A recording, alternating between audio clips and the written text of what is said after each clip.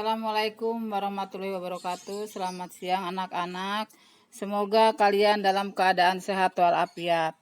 Hari ini kita akan mengulang materi tentang ruang bab 1 ya. Memang udah lewat, tapi kita ngulang lagi ke materi ruang. Karena kemarin kan belum diterangkan. Untuk itu kalian sekarang buka lagi bab 1 tentang ruang. Tujuan pembelajarannya yaitu 1. Menjelaskan pengertian ruang.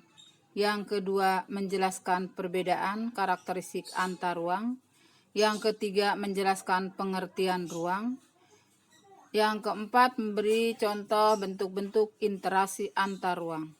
Setiap makhluk hidup di bumi memerlukan ruang untuk melangsungkan kehidupannya. Tanpa adanya ruang, maka makhluk hidup tidak memiliki tempat untuk hidup. Ruang adalah tempat di permukaan bumi, baik secara keseluruhan maupun hanya sebagian yang digunakan oleh makhluk hidup untuk tinggal. Ruang tidak hanya sebatas udara yang bersentuhan dengan permukaan bumi, tetapi juga lapisan terbawah yang mempengaruhi permukaan bumi.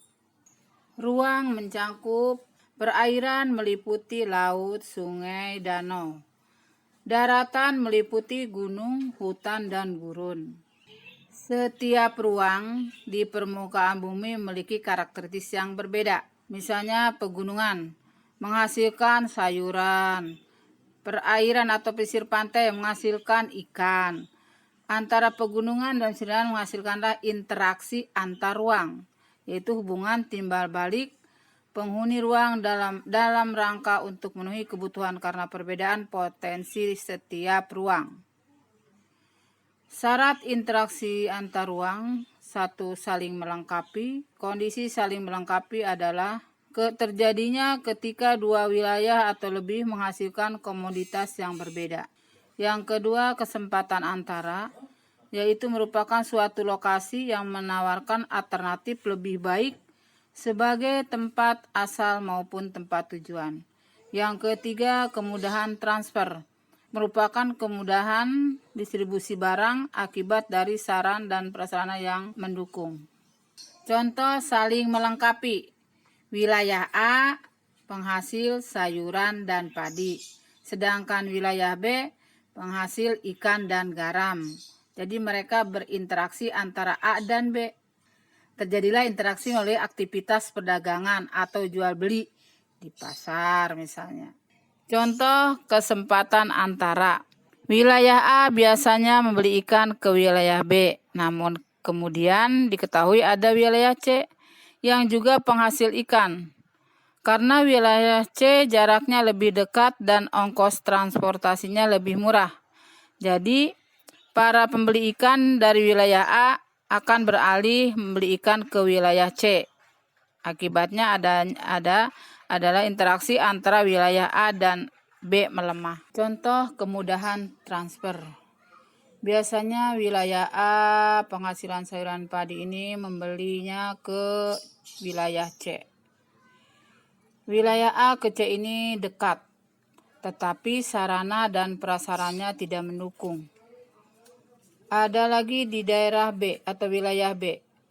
Ini jauh, tapi jalan dan semua prasarannya bagus. Sehingga hubungan interaksi antara ruangnya ini A dan B. Bentuk interaksi antar ruang. 1. Mobilitas penduduk. Mobilitas penduduk adalah bentuk interaksi antar ruang dalam bentuk pergerakan dan perpindahan manusia dari satu ruang ke ruang lain.